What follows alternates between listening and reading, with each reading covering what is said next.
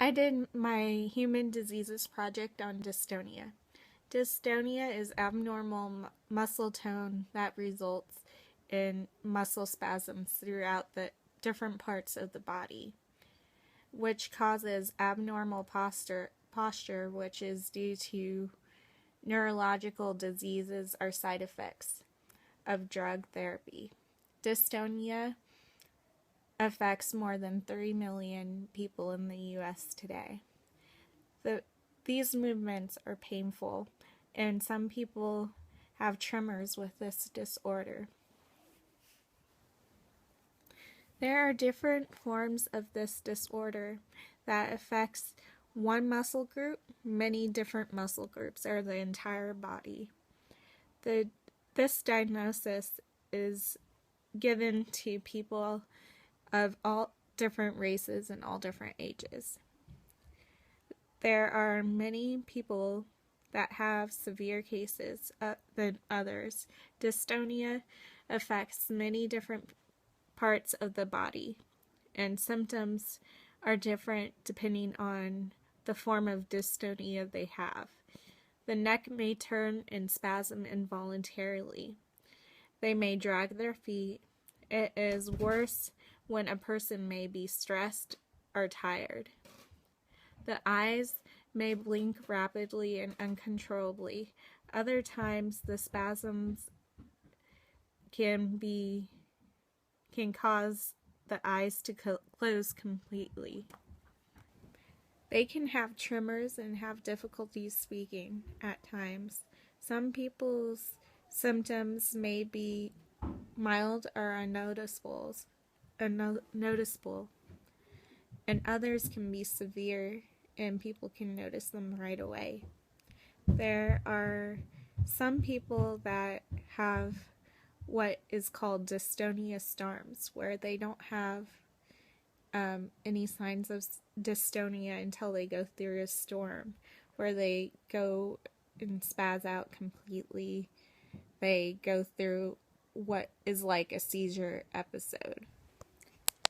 People that go through dystonia storms, their triggers are stress and tiredness, like other forms of dystonia. People with dystonia may become depressed and have anxiety. This is because people with this disorder get stared at a lot, and it makes them want to stay at home and not go out anywhere because they get anxiety about people looking at them in a different way than normal people get looked at.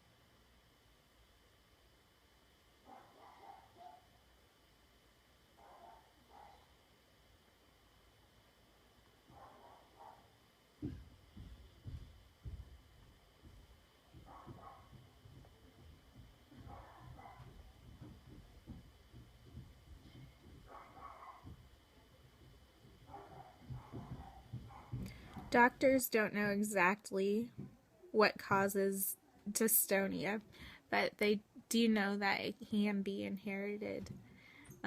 Sometimes dystonia has different symptoms than others.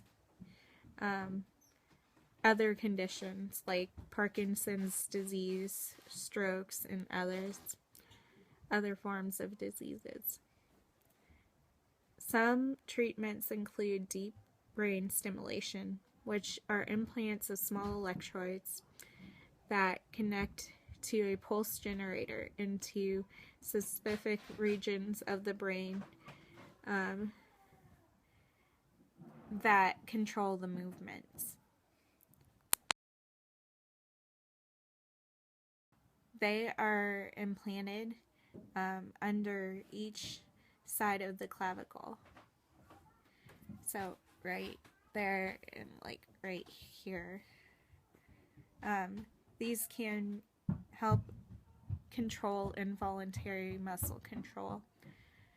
It doesn't completely make it better, but it will lessen the chances of it.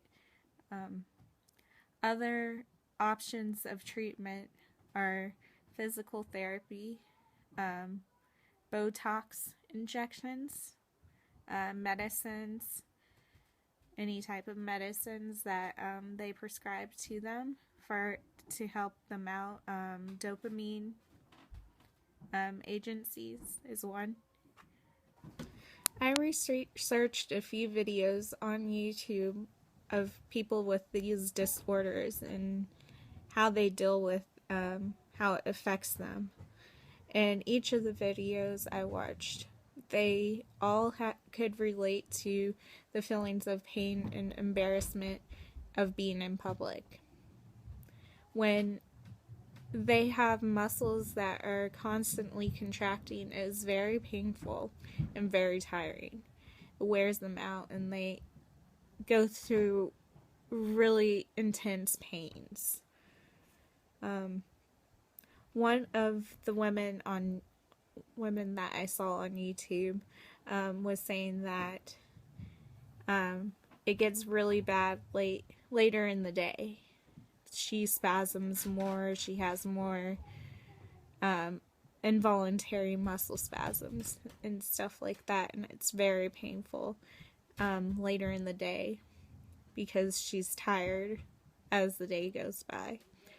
They also said that they have a fear of going out in public because of people staring at them and giving them weird looks.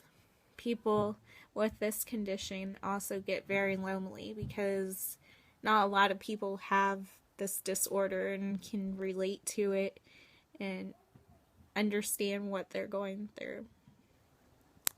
Two of the girls I saw on YouTube actually went through deep brain stimulation, where they put wires in the brain, in the skull, and implant 2 electrodes underneath the clavicle. And their symptoms improved a lot. They weren't twitching as much. And they actually looked a lot happier after the treatment was done. They could actually go out in public and socialize with people because of this treatment helping them. The last video I watched was of a woman who had to be careful when she went out, because there were certain triggers that made her go into full spasms, like loud ambulance or someone bumping into her at the supermarket. So she always had to be really, really careful. But she did like going out and socializing and getting out of the house.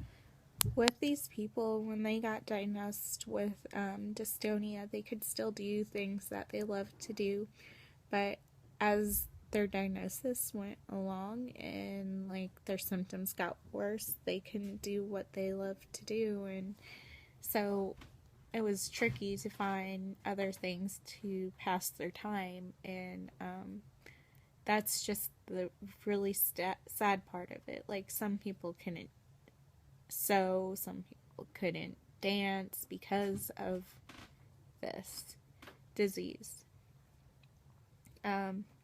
Ultimately, it's very important for people like this to have support and people around them that love them, because it's a really difficult disease to deal with, and there's nothing out there to like really treat the disease completely. So that was my project. I hope you enjoyed it.